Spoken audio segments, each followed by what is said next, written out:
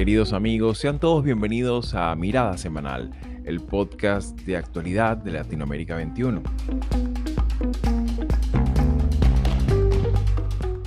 Como todos los domingos, analizaremos las principales noticias de la semana con el respaldo intelectual de Marisabel Puertarriera y Manuel Alcántara Sáez.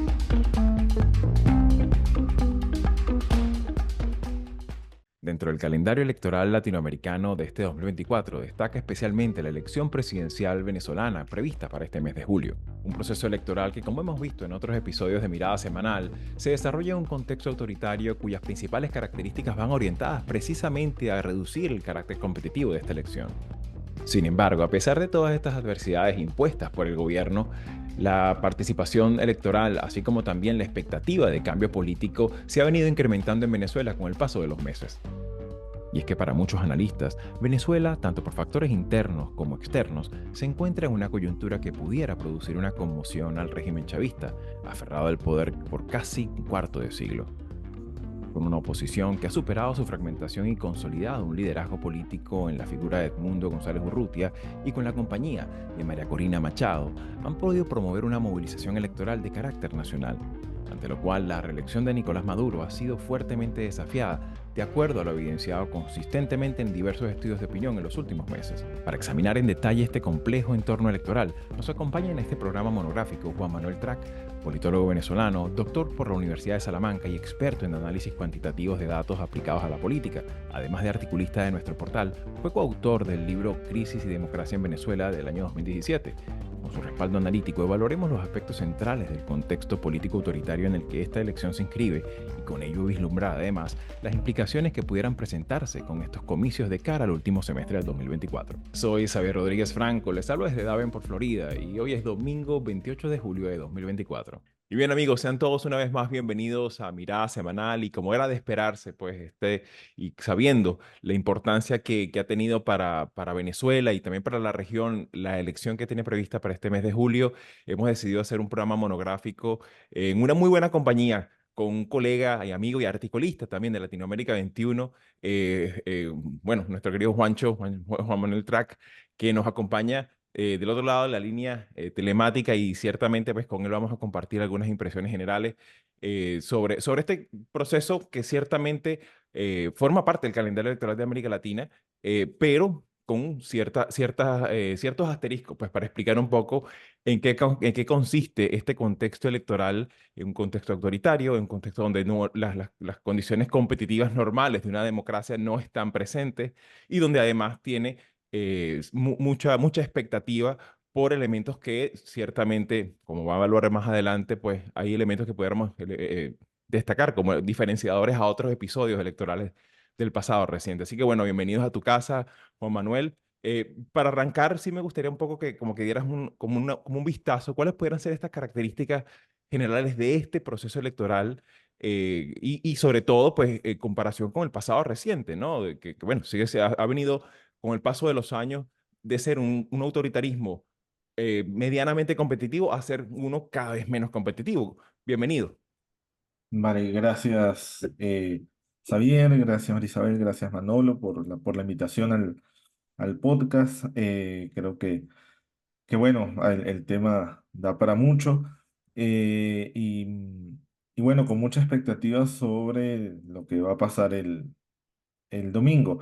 Sobre lo que me preguntas, lo primero que hay que ver es que tenemos como vamos a llamarlos dos pistas en las cuales hay que analizar el plano político institucional, en el cual tenemos bueno, unas elecciones que se dan en unas condiciones de suma adversidad, en la cual los poderes del Estado han estado cooptados por el Ejecutivo desde hace mucho tiempo, el Tribunal Supremo de Justicia, el Consejo Nacional Electoral, la Fiscalía General de la República, la Contraloría.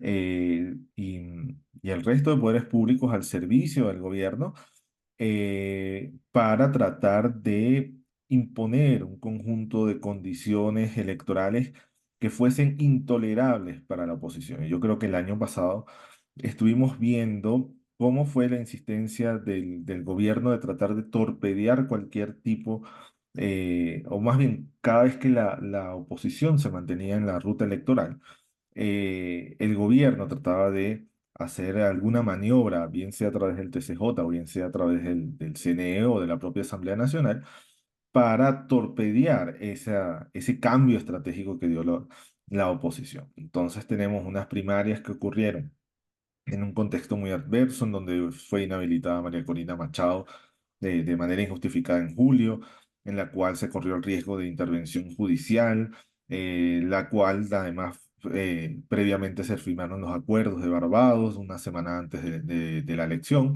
Y eso es como el establecimiento del tablero, ¿no?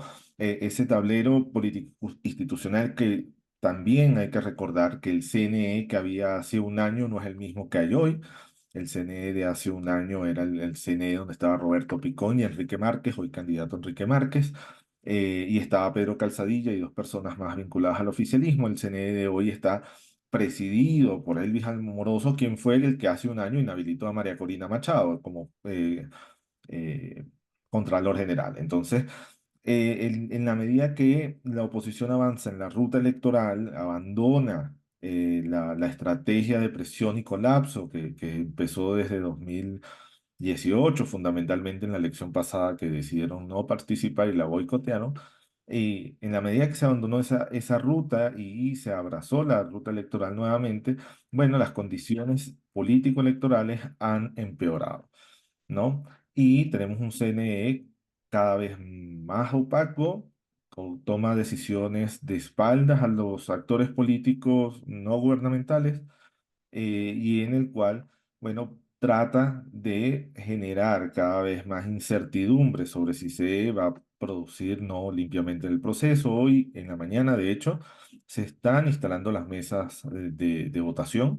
Hay ya algunos pequeños reportes, no es masivo todavía, habría que revisar ya con datos más duros, de que no están dejando a miembros de mesa entrar en los centros de votación, lo cual serían sustituidos por miembros accidentales.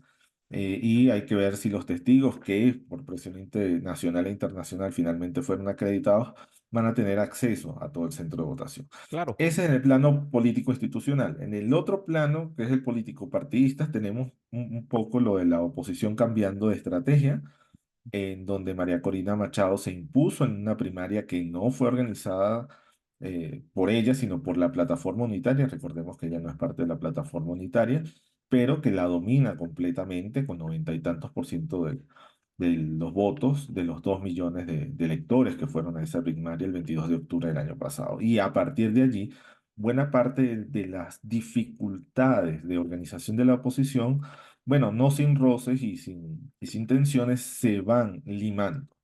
Entonces, si tenemos los partidos que hace un año se estaban peleando en un proceso de primaria, hoy todos juntos apoyando a Edmundo González, que es el candidato que se pudo inscribir, pero con el apoyo de María Corina.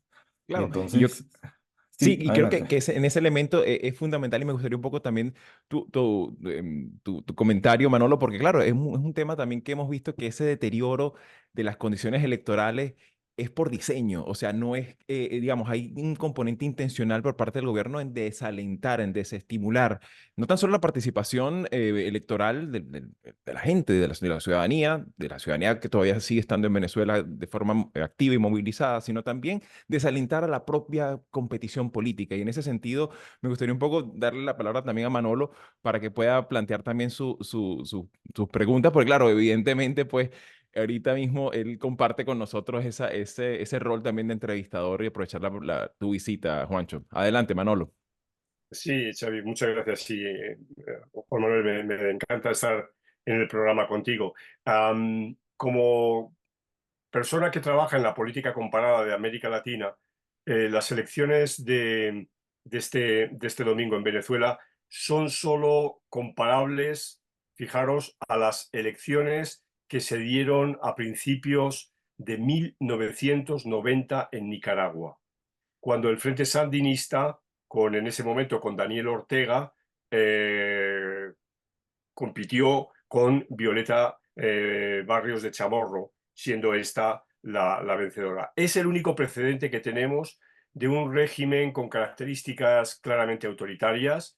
Ahí están cualquiera de los índices que hemos analizado en este programa a lo largo de los últimos meses, así lo indican, índices realizados con metodologías muy diferentes. Y ya digo, es el único ejemplo que podemos, o el único caso que podemos utilizar como comparación. Y ahí la historia salió bien para la oposición, ¿no? Pero, ¿qué dos fenómenos se dieron para que saliera bien? Bueno, el primer fenómeno era, pensemos, 1990, era el final de la Guerra Fría, es decir, un momento, un clima internacional proclive para sancionar, diríamos, políticamente al sandinismo, y una altísima participación.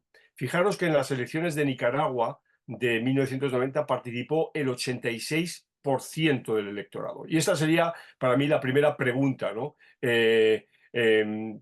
Para discutir, ¿no? entre nosotros. ¿Cómo va a ser la participación? Y la segunda consideración que quiero plantear es que son unas elecciones, y tú, Xavi, decías a propósito del marco institucional, pues muy especiales, porque son solo elecciones presidenciales, lo cual es un regalo envenenado para el vencedor, si el vencedor es la oposición, si el vencedor es Edmundo González, porque se va a encontrar, como ha dicho muy bien Juan Manuel, con todo el aparataje institucional oficialista controlado por el régimen de Maduro, ¿no?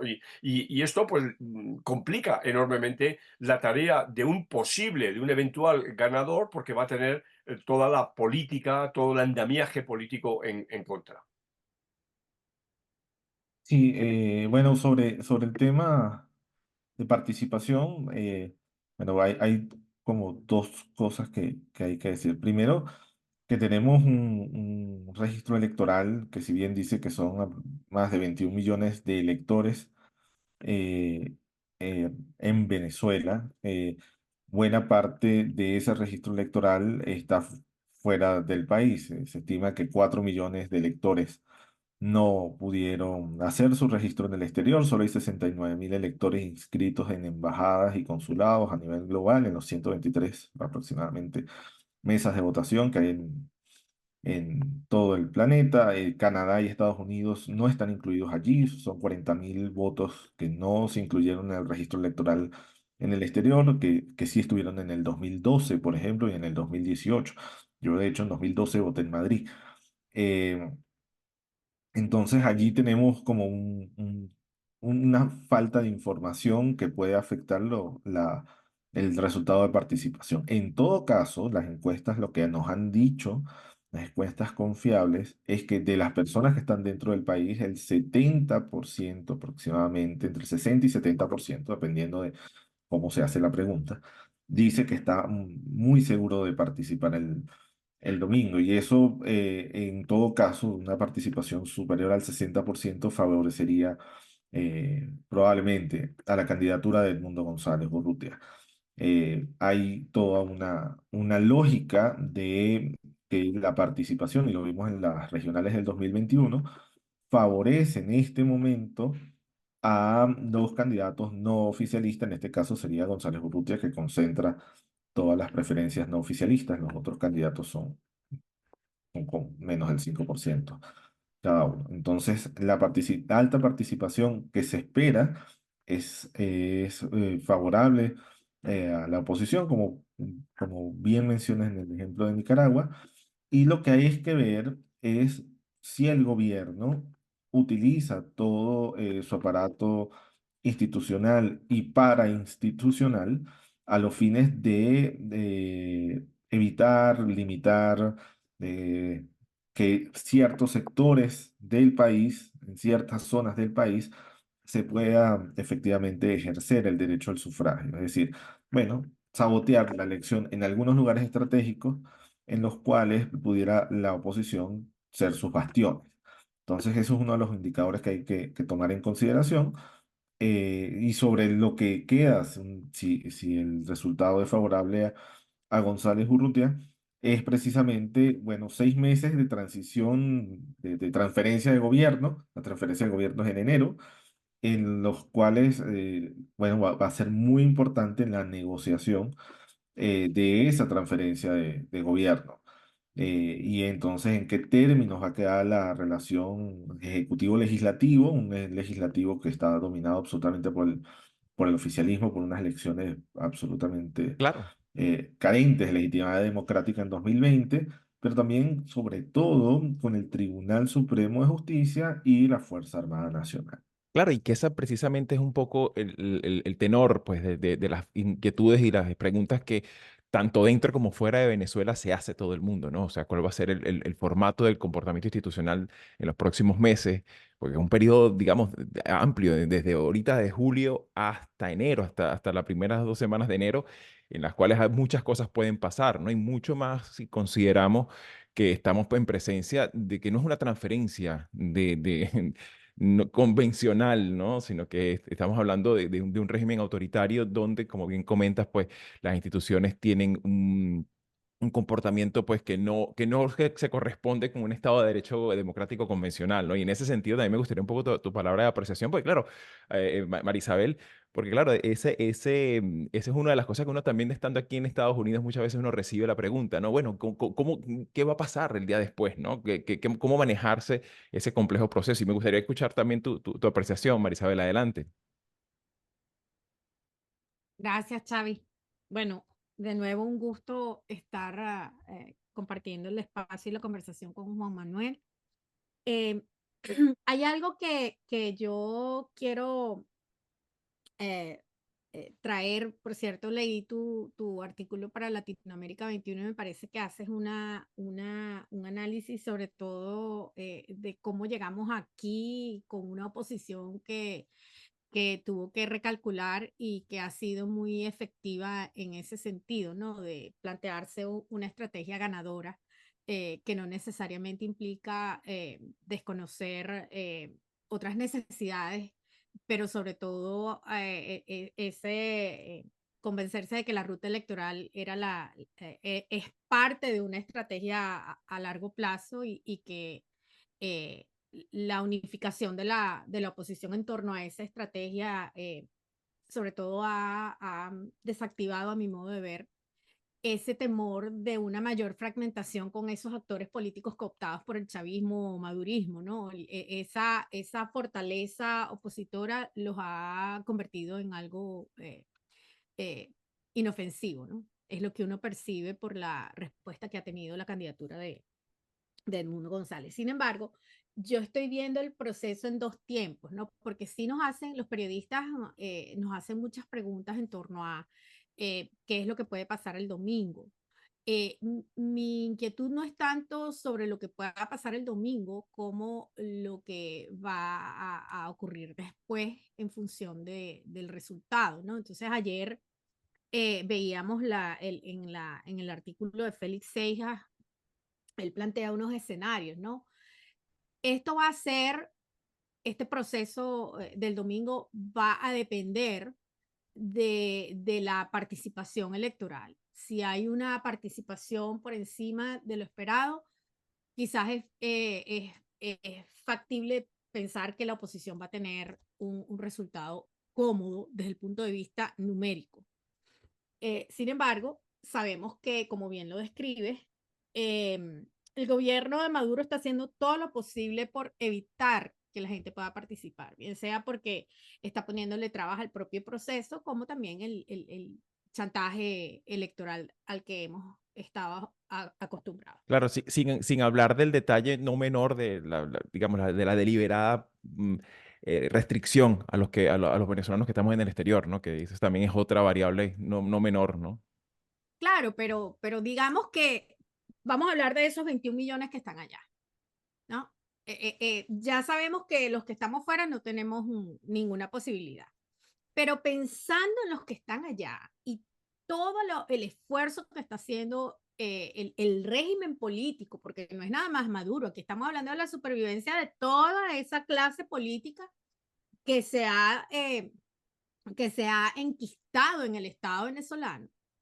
¿Qué es lo que va a pasar después? Sobre todo, considerando que va a haber un periodo muy largo, parecido a lo que pasó en Guatemala, que del momento en que se gana la elección al momento en que hay una toma de posición va a pasar mucho tiempo. Entonces, ahí mi inquietud con respecto a lo que señalabas, Juan Manuel, los poderes están en manos del régimen político chavista, ¿no?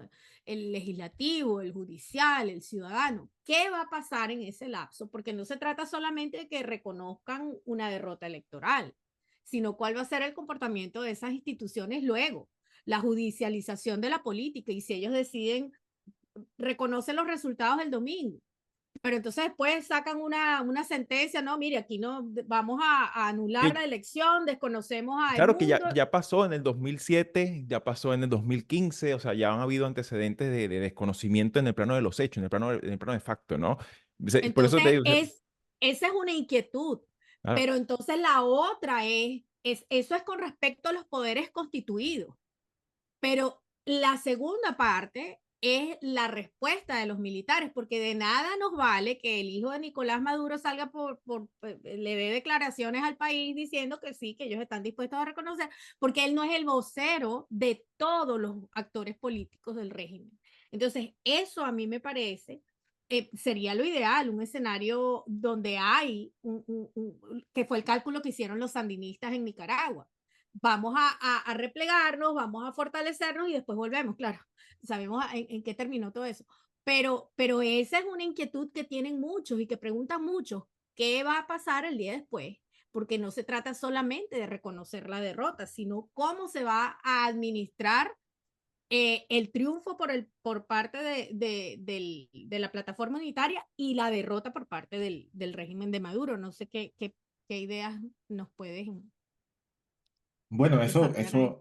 o sea, la incertidumbre que hay en el caso de una victoria de Mundo González y que sea reconocida por el CNE y por el gobierno en una primera instancia, es buena parte de lo que será los próximos 6 meses. Esa incertidumbre, muy probablemente veamos, o se esperaría, más bien, no tengo la bola de cristal para saber qué va a pasar, pero se esperaría que hubiese algún tipo de fractura o de división en alguno de esos poderes que tú mencionas. Algunos se plegarían a la institucionalidad solo con la finalidad de sobrevivir en una posible transferencia de poder, negociar su posición para una posible salida del poder, para no un poco para elevar su imagen o también para lograr algún tipo de trato sobre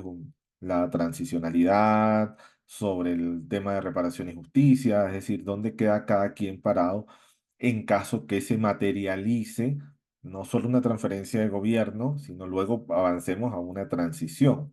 Por eso yo no hablo de transición, sino de transferencia de gobierno. La transición es mucho más complicada, compleja y no me gusta hablar de transición en este momento, sino de transferencia de poder primero. Vamos a ver si se transfiere el poder y luego cómo en la transferencia del poder hay una redistribución del poder político en los diferentes poderes claro. del poder público nacional, ¿no? Entonces es difícil saber, es difícil dar una respuesta clara, teniendo además poca información desde el Claro. lado de los actores oficialistas. Claro, y sobre todo tomando en consideración un aspecto que también es muy importante, que estamos en presencia de un contexto donde no hay libertad de acceso a la prensa, donde hay restricciones en el espacio también radioeléctrico, donde la disparidad en la forma de hacer campaña, en la recaudación de fondos, en la información también relacionada a la prensa internacional, tiene severas restricciones, lo cual forma parte pues, de los elementos que naturalmente ocurren en un contexto electoral en cualquier país de América Latina. Sin embargo, me gustaría también un poco tu apreciación, y eso sí es una pregunta de mi parte, es un poco cómo miras tú el otro aspecto que ciertamente es importante. Evidentemente, el aspecto institucional, el aspecto interno, cómo se comportarán las instituciones en este proceso, es fundamental. Sin embargo, es muy importante también el contexto internacional. Vemos que ha habido un contexto internacional donde los aliados ideológicos tradicionales del chavismo, digamos, si comparamos el contexto del 2018 al 2024, ha habido cambios.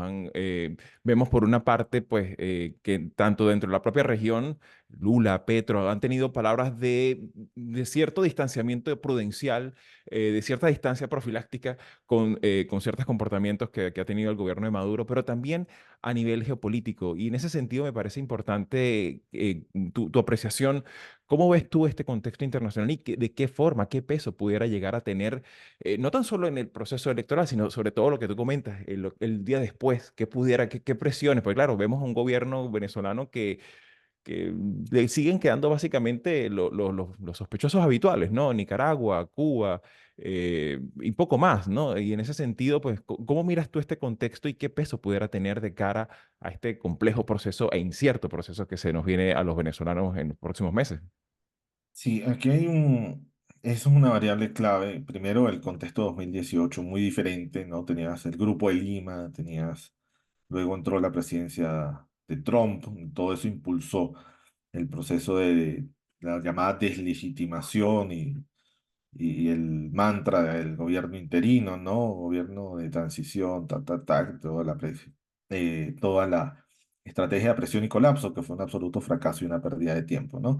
Este contexto internacional le genera mucha más presión a Maduro porque América Latina tiene presidentes de izquierda en Chile, tiene en Brasil, tiene en Colombia. México no lo cuento porque México ha tomado una política de no me meto en los asuntos de Venezuela y no opino.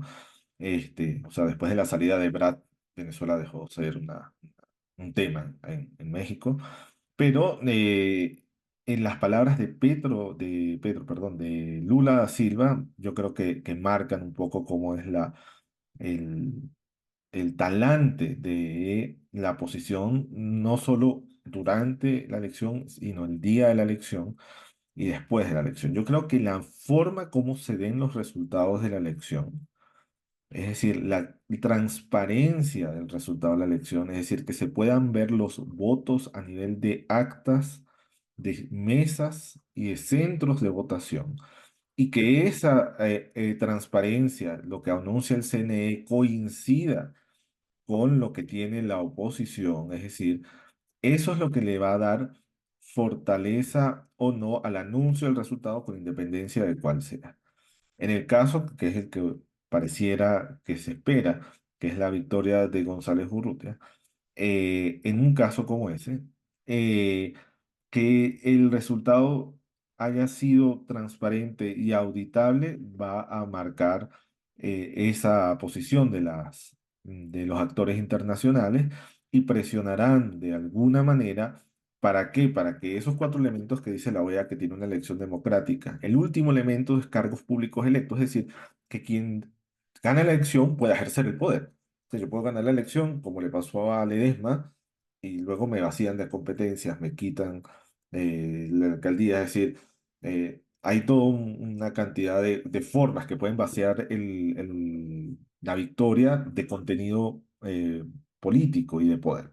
Entonces, dependiendo de cómo sea la actitud de la comunidad internacional y la presión que logre para que se fuerce un acuerdo de gobernabilidad, vamos a llamarlo así, de cara a la transferencia de gobierno y luego una posterior negociación para redefinir y redibujar el mapa político del país y que se parezca más a lo que efectivamente la gente quiere expresar. ¿No? Entonces ahí es clave, Lula es clave, Petro, también es clave aliados partidistas, aunque ya no están en el poder, como es Alberto Fernández. Yo creo que la respuesta que dio el gobierno al comentario de Alberto Fernández es peor que lo que Alberto Fernández denunciaba, es decir, quitarle el permiso para ir a Venezuela solo reafirma lo que estaba diciendo, ¿no? Entonces, Sí, uno evalúa un también, poco el panorama y pareciera que solamente queda, bueno, Juan Carlos Monedero, Roger sí, Waters, y poco más, ¿no? sí, bueno, pero esos son los propagandistas habituales, ¿no? Pero en términos de poder, ¿quién te apoya, no? Y luego sí hay una variable clave en este proceso, porque es una variable que va a cambiar durante ese lapso, que es lo que ocurre en Estados Unidos, ¿no? Va a ser muy diferente una política exterior de la mano de Kamala Harris suponiendo que gane, que la política exterior de un Trump radicalizado, es decir, mucho más eh, sin cortapisas de lo que fue en su presidencia anterior, de 2016 a 2020. Entonces también esa variable del movimiento que va a ocurrir dependiendo del resultado electoral de los Estados Unidos en la región, es importante para de aquí a enero, en caso de que haya una transferencia de poder, ¿no? Claro, claro, hay muchas variables y ciertamente este es un año 2024 pues con muchos elementos que están en juego y que ciertamente condicionarán también ese proceso de ese último semestre del 2024 donde tantas cosas pudieran ocurrir. No sé si Manolo quisiera añadir alguna otra pregunta o alguna otra consideración, porque claro, hay muchas cosas, ¿no? que son ciertamente importantes en un Sí, y contexto. dejándonos llevar por lo subjetivo, ¿no? Pues es el pesimismo, ¿no? O sea, el pesimismo de que posiblemente no sirva para nada, ¿no? Lo que esté sucediendo en esta jornada electoral y, bueno, y todo siga enredándose, ¿no? Yo creo que el escenario es sumamente complejo. Antes hacía la comparación con Nicaragua y allí a fin de cuentas, bueno, se produjo el cambio, se produjo la llegada de la oposición a la Asamblea y a la presidencia, pero también se produjo, recordemos, la piñata en la que los revolucionarios sandinistas repartieron bueno, los beneficios, ¿no?, que habían tenido en su corta estancia en el poder. Y también se mantuvo, hay que recordarlo, Humberto Ortega al frente de las Fuerzas Armadas, ¿no? Y luego, para que la historia es irónica, ¿no?, cuando los nicaragüenses pensaban que podían haberse librado de aquel gobierno, bueno, pues ya vemos dónde ha caído Nicaragua, ¿no? O sea que por eso digo que mi pesimismo, no sé si es un pesimismo ahora de un verano caluroso como el que está haciendo en España o de la edad, pero bueno, de cualquier caso tenemos que estar muy atentos a ver qué Claro, pasa en la claro, jornada. por supuesto. Son procesos también que están en pleno desarrollo y ciertamente pues hay muchas variables también, tanto al interno como al externo, que ciertamente tendrán su peso, ¿no? Y sobre lo cual, por supuesto, vamos a volver en mirada semanal. Y no sé, Marisabel, si quisieras agregar algún otro comentario en estos minutos finales antes de culminar este episodio. Creo que es importante lo que nos espera el domingo y a mí me preocupa que la comunidad internacional no esté suficientemente representada, sobre todo con estos impases del gobierno de Maduro con Lula, el expresidente Fernández. Me parece que, a diferencia de lo que ocurrió en Guatemala, este proceso electoral en Venezuela va a estar muy desasistido, huérfano de apoyo de la comunidad internacional, que fue en última instancia lo que presionó al régimen de Yamatei de tener que reconocer forzosamente el triunfo de Arévalo. Entonces, nosotros, es decir, lo que yo observo en el caso de las elecciones venezolanas es que no vamos a tener ese escenario. Claro, y en ese sentido, pues por supuesto, también destaca la no presencia pues, de la misión de observación electoral de la Unión Europea, entre otros actores, ¿no? Sin embargo, estaremos muy atentos a cómo se vayan desarrollando estos acontecimientos. Y bueno, Juan Manuel, muchísimas gracias. Me gustaría tu palabra de cierre, aprovechando estos últimos minutos, y que bueno, ciertamente este programa se está grabando a pocas horas de este evento del próximo domingo. Sí, yo creo que la clave de lo del domingo está en la transparencia del resultado. Y la transparencia del resultado. ¿Cómo se puede verificar que lo que dirá el señor Amoroso es lo que corresponde a la realidad, a lo expresado por los venezolanos en las urnas? Salga perro, salga gato. O sea, ahí es la transparencia.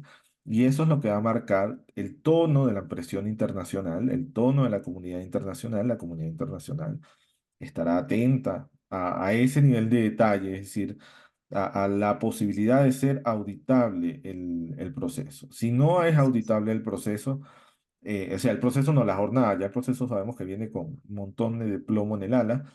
Si no es auditable el resultado, difícilmente vaya a haber un reconocimiento y lo que vaya a venir es, por un lado, mayor persecución política, más de la que ha vivido el comando de la oposición, mucho más, es decir, va a ser el garrotazo para la oposición, pero también va a ser, bueno, un cerco mucho más fuerte en términos de las relaciones, por lo menos con las democracias de la región, ¿no?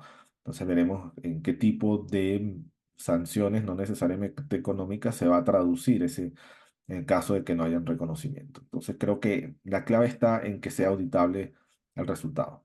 Claro, claro, y en ese sentido también es importante ver al final cuál será el despliegue logístico que ha podido organizar la oposición en este proceso también de salir de una dinámica de tanta fragmentación hace menos de un año y que en la actualidad hay una cierta unidad, pero claro, hay que ver cómo se despliega, ¿no? Y qué tanto le permiten también hacer presión para que ese carácter auditable se dé, ¿no? Y en ese sentido, pues estaremos muy atentos aquí en Mirada Semanal en las próximas semanas. Juan Manuel, muchísimas gracias por tu tiempo. Sabemos que estás súper Ok. full con un montón de cosas, ¿no? Y que muy probablemente van a estar muchos medios también tratando de pulsar tu opinión. Así que bueno, esta es tu casa. Cuando quieras, estamos aquí a la orden. Y bueno, todo lo mejor para Venezuela y en especial, pues, para su futuro político. Así que gracias por compartir tu tiempo con nosotros. Gracias a los tres, gracias a Isabel, Manolo, Xavi por la invitación y Un bueno, abrazo, Juan. vale igual. Si llegaste hasta aquí y te interesan estos temas, puedes ayudarnos a seguir haciendo estos vídeos dándole like, compartiendo, comentando y suscribiéndote al canal de YouTube de Latinoamérica 21. Puedes acceder también a todos nuestros episodios entrando en nuestra página web latinoamerica21.com/podcast y en las principales plataformas de audio. Subimos videos nuevos todas las semanas, así que nos veremos en Mirada Semanal muy pronto.